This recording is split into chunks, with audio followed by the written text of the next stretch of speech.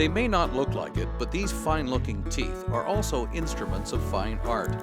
They belong to Angelique Merasty Levac, one of only 3 people who still practice the ancient art of birch bark biting. Despite what it sounds like, it's not hard on the teeth. Because birch bark is very thin. It's just one layer of birch bark. Just like cigarette paper, I fold it up and I bite it at the edge. Angelique is Cree and grew up in Manitoba. As a young girl, she saw birch bark biting. My grandmother and my auntie, they would go and peel birch bark and they would do designs. At that time, as a young child, I didn't really think anything about it.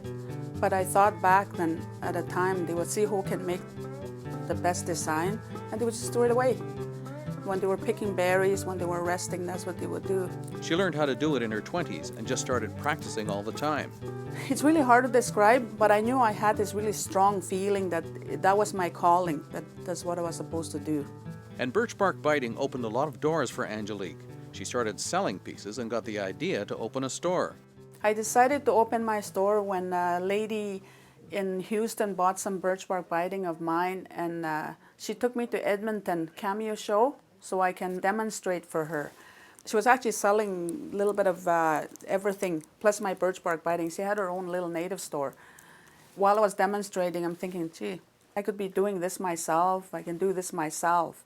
To do that, she needed to know more about art, so she used her birch bark biting to get into art school. And what I learned in there is I took what I learned in there in my store. I knew what to buy. I know what was traditional, what was contemporary, what was original. I didn't know none of that till I went to school. So it was really good that my birch bark biting got me into school. It's also helped sustain her store since 1994.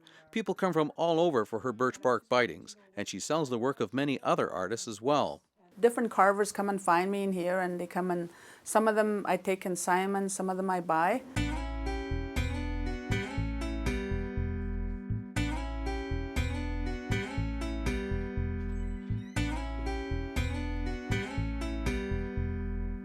Angelique feels she has 2 purposes in running her store.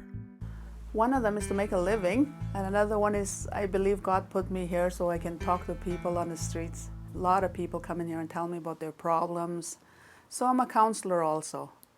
I'm really proud of myself to make it this far, and especially on George Street. I know that George Street has been considered a really bad area where I'm at, but I don't think so. And when you get to know the people out there, it's not so bad.